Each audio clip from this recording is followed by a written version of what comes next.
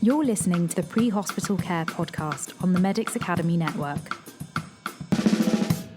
Welcome back to the podcast. In this episode, we're going to be speaking about frailty and falls assessment in geriatric patients with Iain Wilkinson and James Adams. This is going to be the first of a three-part series on geriatric care in multiple domains. This podcast is really going to be focused on frailty and falls.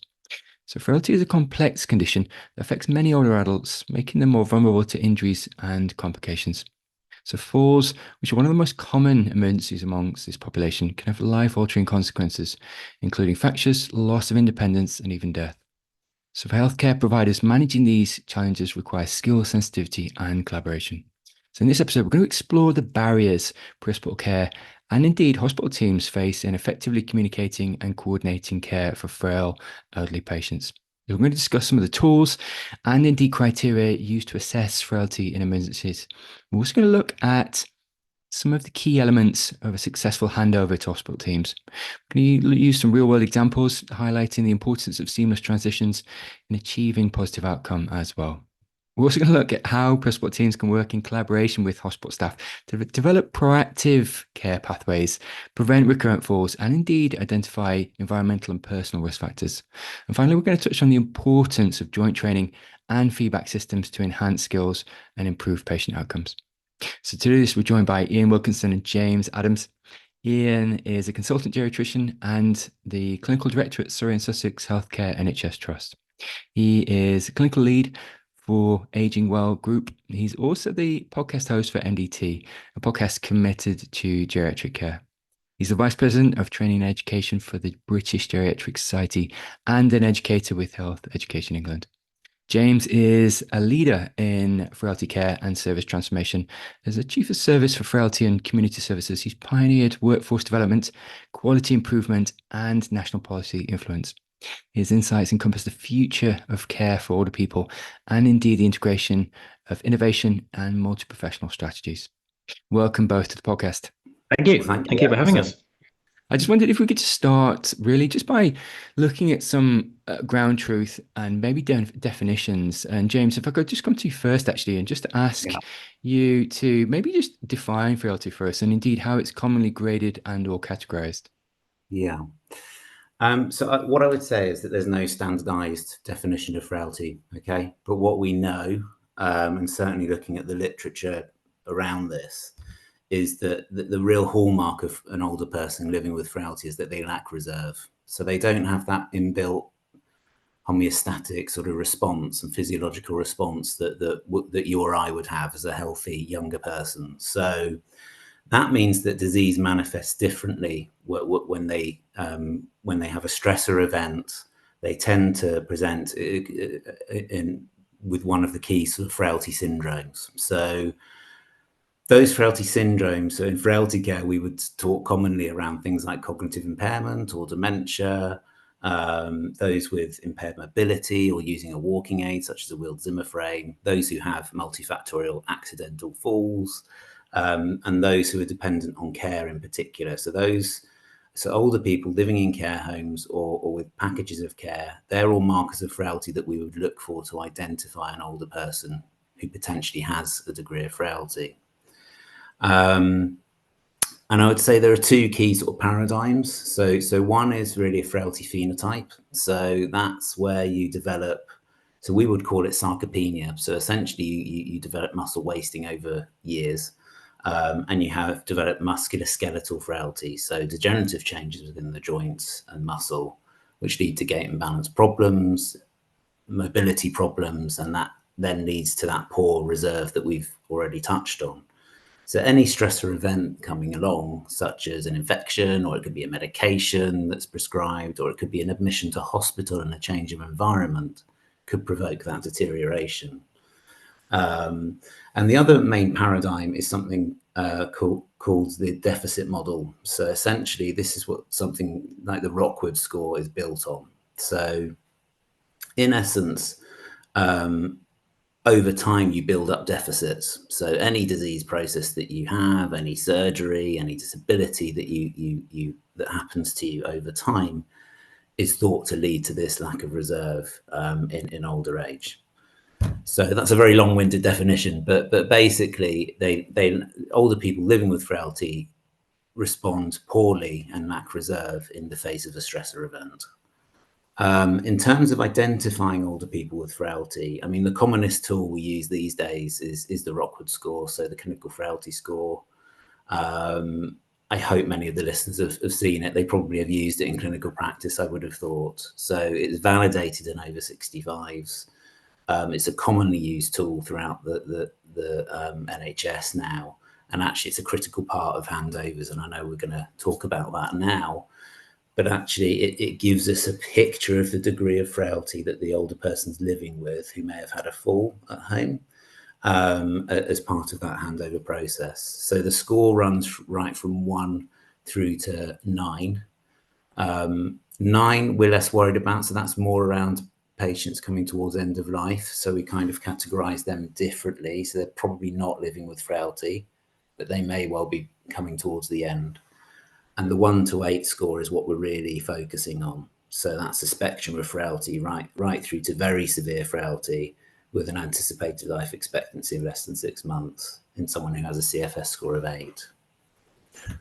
And that makes sense, actually, from a number of reasons. And we'll put in the show notes links to the score and to the tool, because I think it'd be helpful just as a reference guide. That answers my first 2 questions, actually, because it's the applicability, as you said, of that tool across domains, so pre-hospital and in hospital. So there's a common language almost and a common understanding.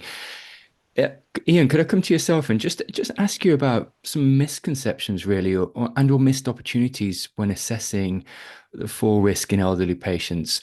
One of the pivots really is that pre-hospital clinicians have the advantage of seeing the patient fundamentally in their own home, which is a disadvantage to clinicians in hospital. Could I get you to speak to that? Yeah, exactly. I think that's something that in hospital clinicians used to do, both physicians, geriatricians, but also the various occupational therapists, physiotherapists and such like would go and visit people's homes and get to see how they perform in their actual home environment. And that's something that we're starting to get back, but it has been, I think, lost over the last 20 or so years.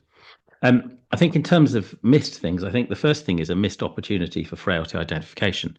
If you don't hand over that someone might be frail, that then relies on someone else to think, oh, they might be frail. And if they don't hand over, that requires somebody else to think. And so it just sort of passes down the line. But actually, if the handover starts with, that on arrival to triage, this is someone with a clinical frailty score of 7, that will then get put into the triage notes, which then get put into the casualty notes and all the way through the hospital admission, if that person's come into hospital, or their primary care setup if they're not.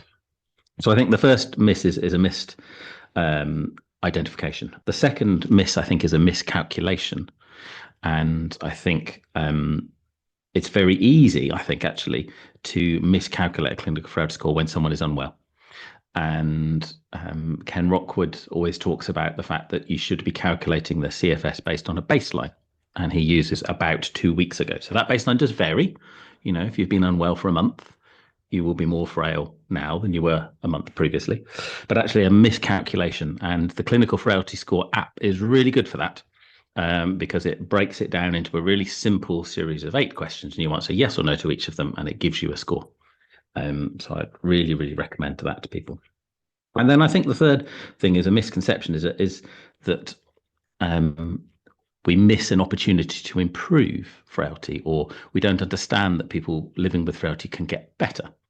And if you treat people's multimorbidity, which is different to frailty, but if you treat their multimorbidity and treat what is treatable, people become a bit more robust.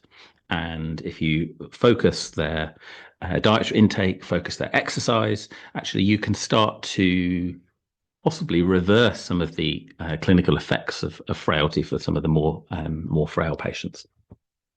And I think that's really a key element, actually, is trying to not miss the opportunity, not miscalculate, and then make sure that we identify frailty and tell people about that. The British Geriatric Society has a frailty e-learning resource that's free.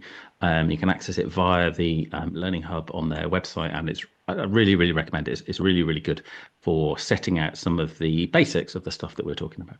Listen, that's fantastic. We'll put that in the show notes as well, because I think that'd be, like you said, it's a fantastic resource just to come back to and just reiterate some of these points.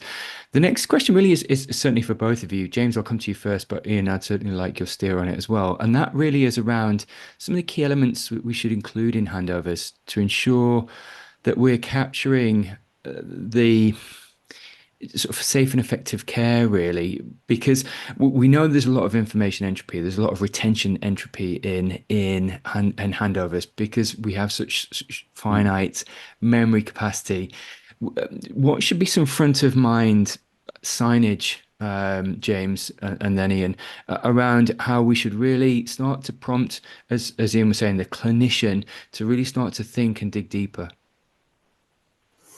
Yeah, and obviously when time is critical and you're trying to hand over the patient, it becomes harder, doesn't it? So I think gathering the key succinct facts that give a clear picture around an older person at home. So the pre-hospital assessment is critical for that, isn't it? You get unique insights into the environment that person's living in, that it is impossible to get when someone lands in the acute trust. So I think, having looked at an awful lot of paramedic assessments, and actually indeed in primary care assessments, they're all very good at focusing on the problem in front of them.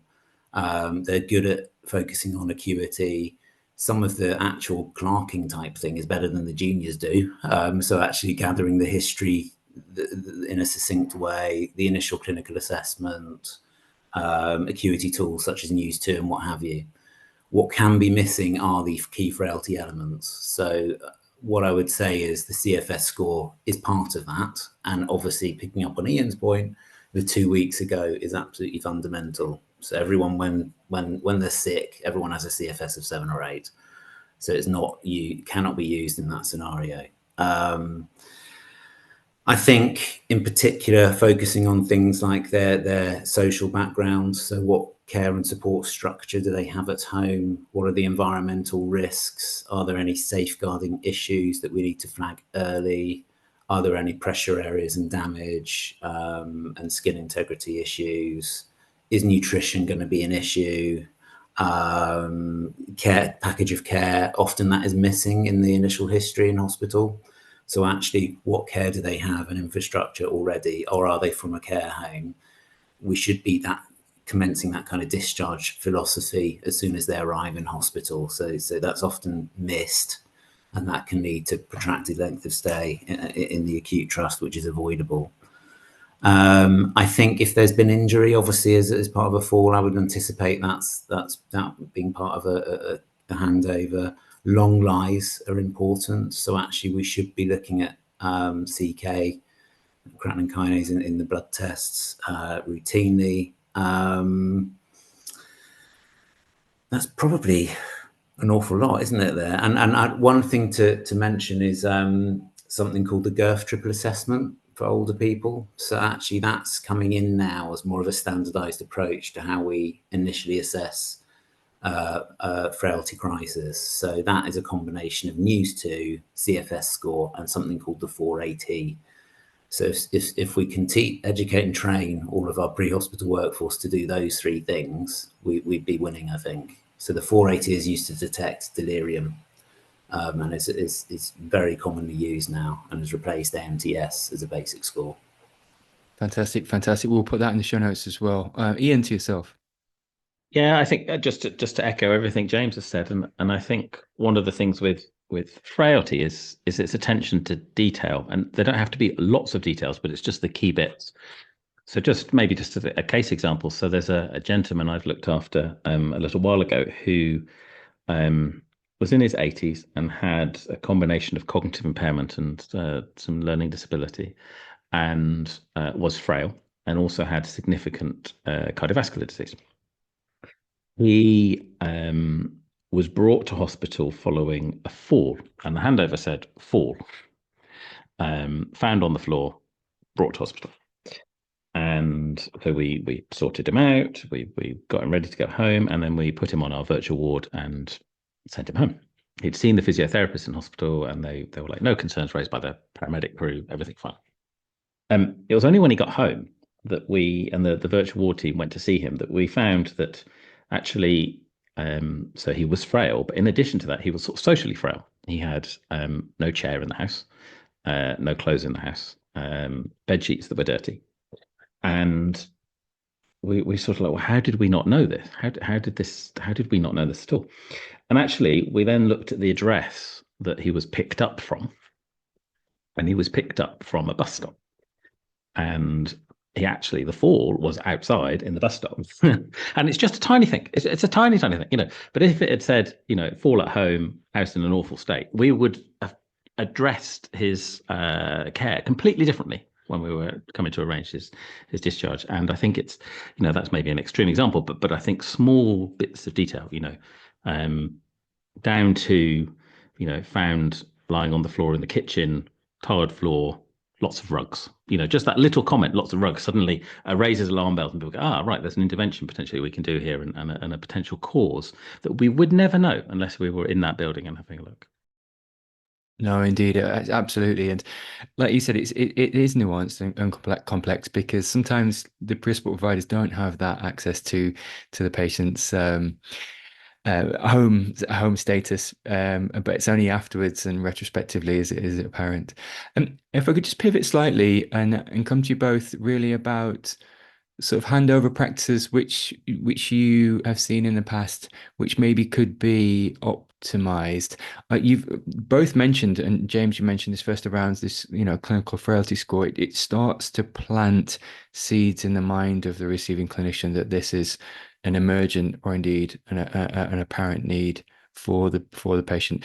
It was apparent to me as very much as a paramedic over time that if the receiving clinician didn't actually see if that was the ultimate diagnosis or indeed causation and reason for the attendance, and the patient was on a trolley bed, so a gurney trolley bed, and there wasn't maybe any visual assessment or just because so you went from trolley bed to hospital bed, and there wasn't any abundantly apparent frailty from the patient because they were on a trolley bed, so they couldn't see or assess level of ability or capability, and then that kind of didn't hammer home. And it's not to say we need to get every patient off a trolley bed, but I think clear signage and then maybe a verbal acuity to the receiving clinician, look, fundamentally unstable on their feet,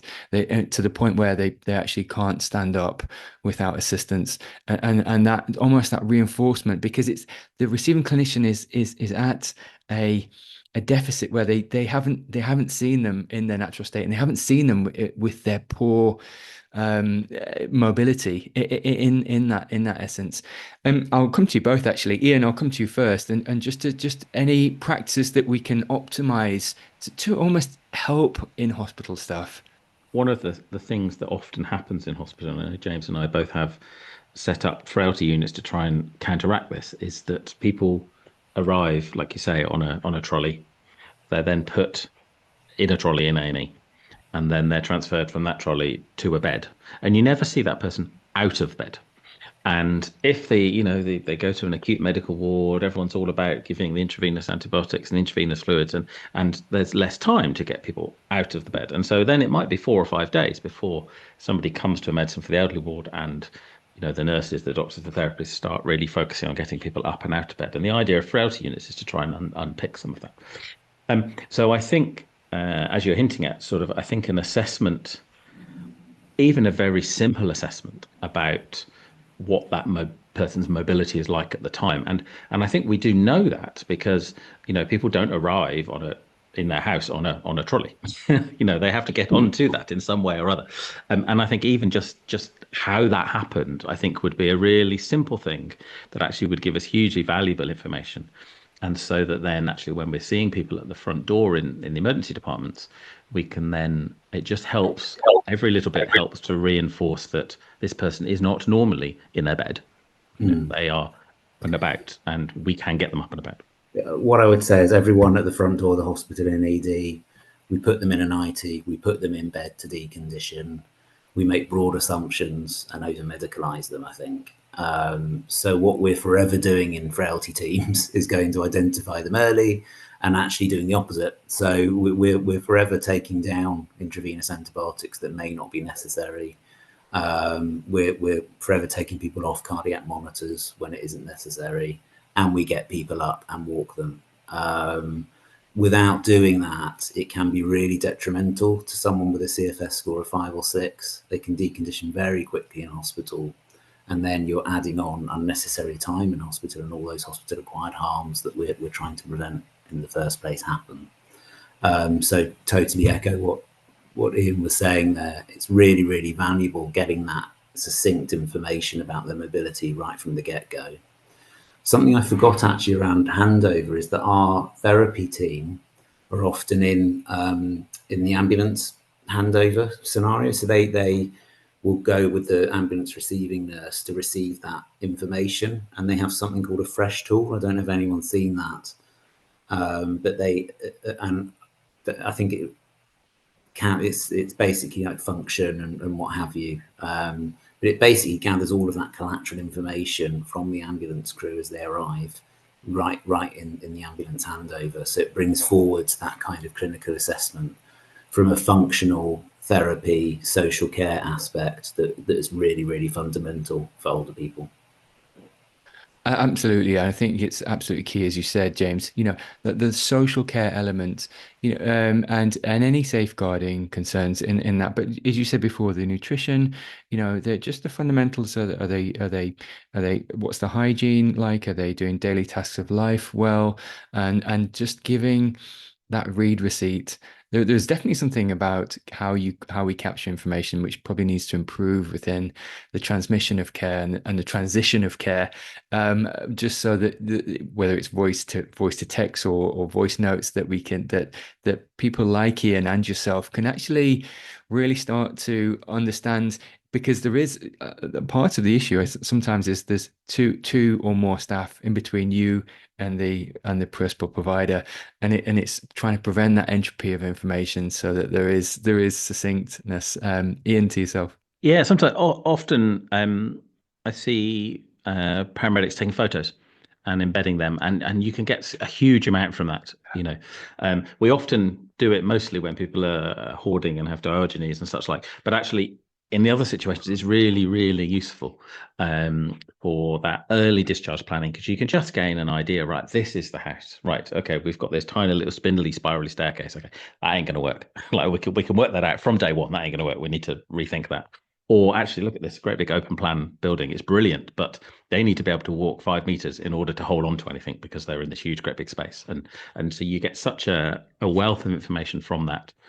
And going forwards, we're going to end up with all sorts of clever stuff, aren't we? We're going to have VR headsets that will have the house, and we could holographically project it and check that they can mobilize in their own space and all this, that, and the other. That will be amazing. But in lieu of that, just a pen portrait of the building, I think. And something that, and I just posit this to you both, actually, something, James, you mentioned there. Do you think just around standardization, because ultimately checklist and or care bundles from receiving staff, it's helpful from a compliance perspective, but just capturing, and like we said, just getting a semblance for yourselves, which are maybe 2 members of staff removed, would there be adage and an advantage to almost, so as you said, clinical frailty score of over 5, and the frailty is the almost defining differential as to why they're attending. The receiving staff should try and mobilize them or get a semblance of another diagnostic, another assessment at the door. Is there advantage to almost putting another care bundle in, albeit a minor one, where within the first 30 minutes they are assessed for their ongoing level of functionality, of mobility? I mean, these are key principles for acute frailty, basically. So we are guided by the acute frailty network and the 10 key principles that are there. So one of those is that we should be identifying frailty as soon as it arrives in hospital, earlier the better, and definitely within 30 minutes, and using some kind of validated standardized tool to do it. So the CFS would fit with that. And then the other key principle or goal is that there's referral to the appropriate multidisciplinary team, so that actually you're getting the right frailty service to the patient as early as possible. Now, that can't be done 24 hours a day at the moment. So I think, there's adage around how we embed those standardized processes, pathways around identification and the importance of early CGA as soon as possible, even if it's the next day under the right team and service. That ties into broader education and training, I think. So actually, it's everyone's business and everyone in the pathway of care, right from proactive primary care physicians all the way through to secondary care clinicians. We're all dealing with older people with frailty all the time, actually. So being able to identify the basics around comprehensive geriatric assessment, which we haven't mentioned yet, actually, as an evidence-based intervention for older people, understanding some of the nuances around all of those things. You don't have to be an expert, but actually knowing the basics around what we're talking about around the frailty language is really, really important. Iain, to yourself. I think, yeah, and I think the other bit that I think to talk to is, as you said, if people follow the current standard pathways, so a paramedic via an ambulance, a paramedic brings somebody to an emergency department where they're triaged, then they see one doctor, then they see another doctor, then eventually they see a consultant physician if they're being admitted under a medical pathway. We are 2 steps away. However, that doesn't have to be the case. And I think increasingly frailty units and same-day emergency care units with an interest in older people are having direct conveyance from the ambulance service. And so we can then get to a position that we can have a conversation with you as a paramedic at the patient's bedside at home and come up with a shared plan, taking into account the risk of people being at home versus in hospital, and actually share that clinical decision making about whether or not they come to hospital now, tomorrow, do they need an emergency department? Because actually an emergency department is for life-threatening illnesses. If you have fallen and you haven't hurt yourself, if you go to an emergency department, you might end up with a life-threatening illness, which is your deconditioning of frailty. Whereas actually, if you come to a same-day emergency care unit specialized in older people, you might get hopefully you'll get a better quality of care by a specialist earlier on in your pathway, and that direct conversation between pre-hospital care and the hospital specialist in that condition, I think is absolutely key. Listen, this is fundamental, and it really leads me quite nicely on to the next question. But to your point around these MDTs, these multidisciplinary team approach, where the paramedic or indeed the hospital provider is empowered, like you said, to almost to have this just a reach back call with someone like yourself in a same day center, and either FaceTime or indeed phone call, just to really, like you said, just to do a risk benefit analysis, understand the risk, understand the benefits, and then indeed mitigate those risks and appreciate, as you saying, the wider risks of actually going down the 9 times out of 10 emergency department pathway, which bears its own risk actually, and having that sensible conversation, which is actually possibly recorded, so that there is some semblance of tracking and evidence of shared decision making, which is, again, and what we're talking about here really is not even just establishment, but compliance and starting to utilize these care pathways more frequently, and really start to, and this is a soapbox in a way, but it really is about really reinforcing pathways away from, where possible, away from the emergency department, for the benefit of the patients. James, I can see you nodding. Is this something you're seeing more and more in practice? Do you see a lot of referrals straight through to these pathways, or not really?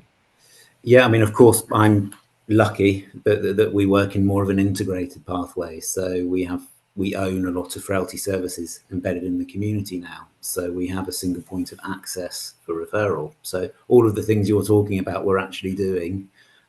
So we have frailty advanced clinical practitioners on the phone, receiving clinician to clinician handover and referrals from ambulance paramedics and GPs who are on scene in the patient's home. So And actually, we do have a template for that. So we've standardized our approach around that, capturing those key frailty issues.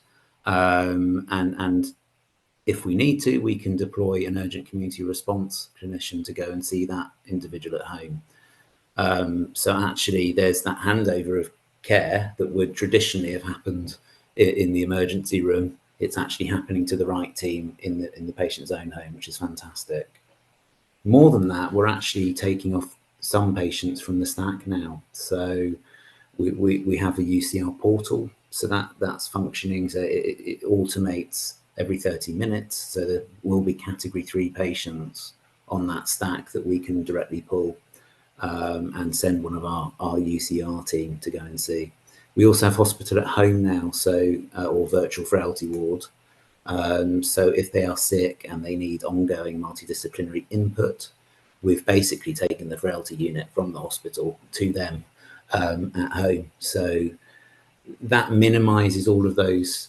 It flips the risk and the power dynamic in the hands of the older person living at home, I think, and it empowers them to be in control of what's going on, which is fantastic, actually. Iain, I don't know if you've been part of hospital at home, going out there and seeing older people in their own home, but it totally changes the dynamic, doesn't it? Yeah, so I've not, and I would love the setup that you have, and we're working towards trying to get direct conveyance to our SDEC. My hospital at home is we do it virtually. So I'm behind the screen, and the nurses are with the patient. And I think what you're saying is just exactly what we need to move towards. But for the patient, the most important thing for the patient is that they have a seamless transition to the person that they need to get in touch with. And for you, Owen, as a paramedic, the last thing you need at that point is to be ringing around, trying to find the right person, waiting on the phone for half an hour. You need a phone call answered quickly, and then almost a fire and forget. So if somebody says the UCR are going to come, it's going to happen. Not, oh, well, today we can't, tomorrow we can, that sort of thing. It just needs to happen, so that you then trust the service that's wrapped around the patient to look after them, and you're not having to try and navigate that yourself, because that then just gets really complicated and requires so much additional knowledge. And the same for GPs, of course. They're forever trying to refer into the clinician in hospital, aren't they, on the old pager and all that kind of stuff. So yeah. Just pivoting slightly to you both, and just looking at on-scene for pre-hospital providers.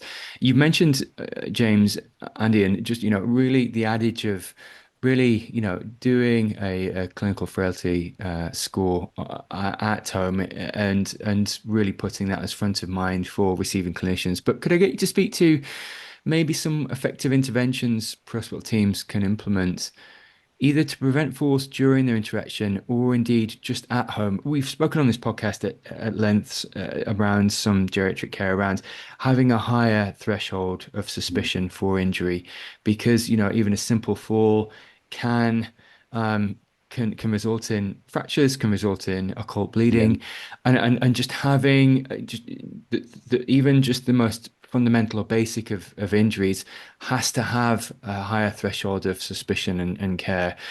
Could I get you to speak to maybe some pearls of wisdom? Iain, I'll come to you first, actually, and then indeed to yourself, James, and some pearls of wisdom from your assessment, day-to-day assessment of frail patients that paramedics could enact on scene. So I think the gold standard is the comprehensive geriatric assessment, which is a multimodal, multi-component, sort of fluid assessment of an older person. And as geriatricians, if I'm really honest, we're not very good at blowing our own trumpet and explaining exactly what we do in this comprehensive geriatric assessment. So without giving the entire game away, I think what we do is we look at a number of different domains. And so within the domains, some of those domains can be assessed quite swiftly at home. So, for example, polypharmacy. If somebody has had a fall, we know that if you take more than 5 medications, you're at higher risk of falls, and it goes up the more medications you take. And so if someone has a huge, great big bag of medications, even if they're staying at home, somebody could review that bag of medications. Now, as a paramedic, that might not be you, but we could prompt somebody to do that. sensory domain. So somebody that has hearing impairment or visual impairment is much more likely to fall over. Again, easily fixable. Putting glasses on someone who has a visual impairment is the easiest modifiable risk factor for reducing falls. Mobility assessment. Now, again, we may not be able to do a full mobility assessment, but we can look at the stick that they've got. Does it look like the right sort of stick? Is it the right size? Is the ferrule at the bottom completely worn away and it's metal on the floor and it's going to slide all the time? If not, we can do that referral to the community falls service and we can start looking at those different domains of a comprehensive assessment. And there are bits that all of us as healthcare professionals can do in each domain. We can't do all of it. And that's the whole point of a CGA, actually, is that you need a multidisciplinary team to do that. But as a paramedic, there are bits that you can do or you can prompt other people to do, just as the nurses or the therapists and the doctors exactly the same. Yeah. James, to yourself. Yeah, I mean, absolutely. We need to evangelize CGA, don't we? And shout about it a lot more than we do. There's probably it's a slight nuance, isn't there, around an urgent CGA approach. So you, as Iain says, you're kind of gathering those domains and information quite quickly. Are there acute problems here? Is there reversibility? Are we going to do some urgent diagnostics at such as point of care testing? What's the degree of reversibility going on? Do they have severe frailty with a narrow reversibility, or are they on the mild frailty end? And actually, we know there's loads of reversibility there potentially that we could do as a team. I think the environment as well. So actually, people often forget all those trip hazards and what have you. There's loads of modifications that can be done through an onward referral to the right team. And on that note, I would say know your local service as well. So actually, if you encounter someone living with frailty, even if you get them up, they're well, you're pretty confident that they don't need to go to hospital. It's then that onward referral, isn't it, to the right team who's going to deliver that comprehensive geriatric assessment for you. I think we miss big opportunities around, all the service doesn't exist actually. So there's two things there, aren't there? But big opportunities missed around getting proactive comprehensive geriatric assessment right for these folk and getting them into the right teams to help prevent falls in the future. What I would say is often multifactorial falls aren't curable. So actually those with established frailty, we do all of these modifications and what we can to help minimize that risk. But often what we've started to say to people with established frailty syndromes who are fallers is you're probably going to fall at some point. And it's then the caveat around what happens next. So actually making sure they've got the pendant alarm, making sure they've got that support network that can respond really quickly when it happens. And to Ian's point as well, I think it's fantastic when you can call someone else and and just bounce ideas around, because one of the aspects that we see in the pre-hospital environment is, and certainly in hospital as well, is compliance or indeed lack of compliance to walking aids. And it's really good to be able to jump on a call with someone like Iain and say, look, we have this 89-year-old male. He does have a walking stick. He's not really using it. But there is maybe an absence also of walking, of mobility aids around the house. Maybe it might be a bars in the toilet. But what do you think? Democratizing the shared decision making, but also articulating compliance to medication and to walking aids, and starting to, as you were saying, James, really start to look with a critical eye. Have they got a low? Is there quick wins? Is there a threshold in which they're not at immediate risk? We can get a walking stick to them same day or next day. That the team can come in same day or next day and start to do everything possible to stop that ED attendance, to stop some incremental and exponential risks from hospital-borne diseases. So, and I think this is really, and to Ian's point, we really need to leverage this. And I'm sort of on another soapbox, just trying to advocate for this, because I think paramedics really need to start to utilize these pathways more, to speak to people like yourself and Iain, where we can start to have this shared decision making, articulate quick wins, and keep patients at home. Iain, to yourself. Yeah, I think we just need to be really clear. If you are a frail older person and you have a lot going on, if you come to the emergency department, the chances are you're going to have a lot more going on by the time you leave hospital. It is not safe for an older person to go through emergency departments and into hospital. It's not let's do that and that'll be safe for them. It doesn't work like that. Actually, it's the exact opposite. As much as we try really hard in hospital to make hospitals safe, but the physiology isn't there. People can't cope with that additional physiological stress if you're very, very frail. That's almost by definition. You can't maintain your homeostasis.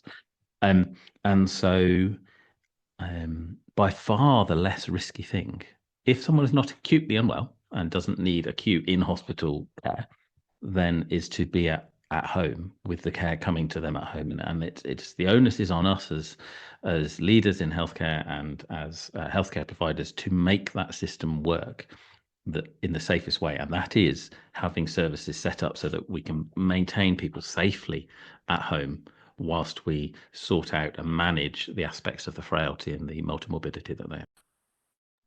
So as we come into land on the conversation, just one final domain really I'd really like to explore with you both. And James, I'll come to you first. And this is around shared training, because I think you've spoken about the awareness and the utilization to pathways and established pathways.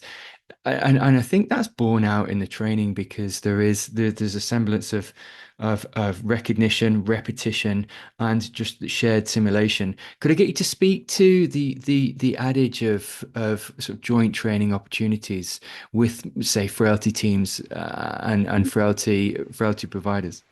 Yeah, I mean, we've done a lot of this. So within our system, we've collaborated a lot with CCAM, the local provider, from the beginning actually of our STEC incarnation. So there's something called the Core Capabilities Framework for Frailty. That's worth mentioning and signposting, I think. That has 3 tiers of training. So tier 1 being frailty awareness. And we've probably touched on all of those aspects in this conversation today within tier 1. Tier 2 is more around all health and care workers should have that knowledge and skill. And actually, I would encourage paramedic crews to get involved with tier 2 training. They are a practitioner workforce that are heavily involved in this cohort of patients. So I think training them to do so is fundamental. And then tier 3 are frailty experts. So that's more advanced clinical practitioner types. I would include myself within that bracket, and Iain as well, that you have those the sort of frailty expert level to actually run a multidisciplinary team through a CGA process for an older individual and make those really high level clinical decisions around capacity and all those sorts of things that are really important. So I think collaborating across the system, across partner organizations, using educational tools which are well recognized and standardized is really important. And actually it's a two-way street.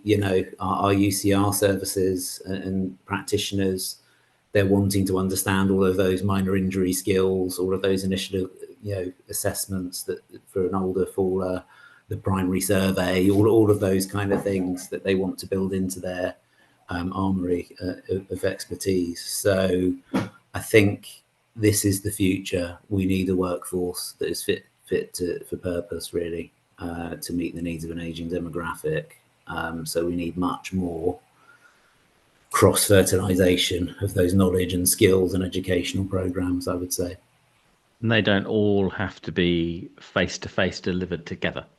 And I think we're in an age where we can have asynchronous learning. I mentioned earlier the BGS frailty e-learning, that's tier 3, or goes up to tier 3.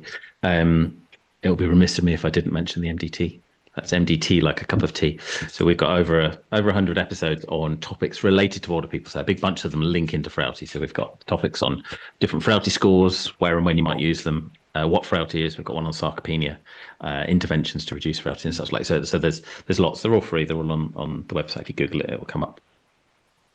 Listen, that's fantastic. We'll put them in the show notes as well. We'll put a link to MDT in the show notes because I think it's a great resource. I've listened to a number of episodes actually. It's a great resource to have actually. So I do encourage listeners to go and check it out. We'll put links in the show notes. My final question really would be very much to both of you. Iain, I'll come to you first, and this would be around feedback mechanisms we could use to evaluate the success of interventions, to reduce falls and indeed improve frailty management. One of the things I really benefited from was fundamentally working with physicians and getting patient outcome data from in hospital, because that, for me, that was the confluence of different services coming together and actually reviewing what worked, what didn't work, and ultimately this is the outcome, which is the patient outcome data. And that was really really intuitive. Well, it really informed my care, if I'm being honest. Could I get you to speak to just any feedback mechanisms that you could see being useful to evaluate the success of interventions for in and or pre-hospital staff? So I think whenever you're looking at feedback that involves more than one organization, it gets complicated, doesn't it?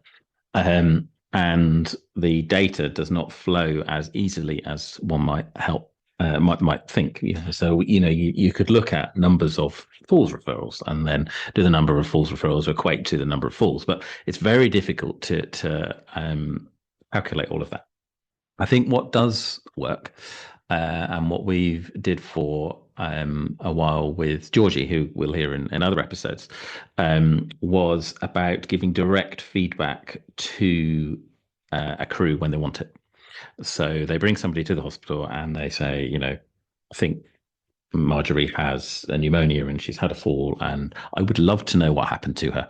And actually then getting that feedback directly to go, actually, do you realize actually what we found out in the end is actually she'd had an MI and that's why she fell, or she's had a subarachnoid or whatever, and actually that's what this picture comes back to. And the way that we all learn is through a series of what you might call illness scripts. And so you make a diagnosis, and in your brain, that diagnosis is now pinned to that patient, and that patient is a representation of that diagnosis. And the more that you do, the richer that ways those things present builds up. But if you never check, or if there is no mechanism to check, you pin that person with a COPD exacerbation as having a COPD exacerbation. If they've actually got heart failure, you've pinned it to the wrong thing. And so you're enriching the wrong illness script, and you won't be able to develop your skills. And so finding a way through shared records, through a specifically requesting feedback or specifically being given feedback, to sort of link up, this is what things look like at presentation, and this is what things look like on end of all the investigations and such like, and vice versa, actually builds those illness scripts and makes that feedback really richly valuable to the individual clinician, more than, I think, you've done 42 falls teams referrals and through that you've reduced one fall, whatever.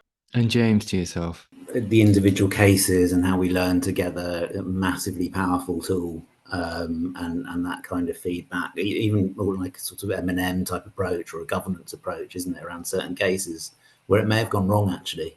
So there's lots of learning. I mean, we have an interface with the CCAM providers every couple of weeks. So as a service, as a pathway of care, we talk through cases, we analyse incidents that perhaps didn't go so well. So I think that's a massively important tool in terms of improving outcomes and things. I mean, thinking big picture, I would say, at a system level, there are certain key metrics that we know if they're starting to improve, we're kind of getting these pathways right. And actually, if everyone is age attuned, everyone is educated and trained to the right level, and we've got all of those handovers and all of the things at a micro level that build up towards a system level intervention, there are key metrics, I think, there. So I think, conveyance being one, bed days, discharge from hospital to a new care home, I think that's a fundamental system metric. Actually, if that's starting to come down, you're getting all of your pre-hospital assessment and handovers and clinical care right. I would also say around neck of femur fracture, as a kind of endpoint from a bone health perspective and a falls perspective. So actually, if you're getting at a population level, your identification right, you're not missing opportunities around bone health review and intervention. We know that most older people with neck of femur fractures have already had a fracture, and we miss opportunities around how we identify that and do all of the CGA components. The more we're doing that around the pre-hospital pathway and proactive setting, the less the endpoint of neck of femur fracture and hospitalization as a result there should be at a system level. And, you know, there's things like advanced care planning and all those things that we can measure, isn't there? You know, and all those process measures around referrals and things. But I think they're less meaningful. Listen, that's fantastic. And I think it's a really nice place to end, actually, for part one. We'll be back and we'll see both of you again for an episode on delirium, confused states and elderly pathologies. And we'll dig into, some pathology specific content with you both. But I think that was just a really nice place to end, whereby we certainly can measure the effects of some of these fantastic innovations and strategies we've mentioned. Just leaves me to extend my thanks to both you, Iain, and indeed yourself, James, for a fantastic conversation. Thank you very much. Thanks for having us. Enjoyed it. You're listening to the Pre-Hospital Care podcast on the Medics Academy Network.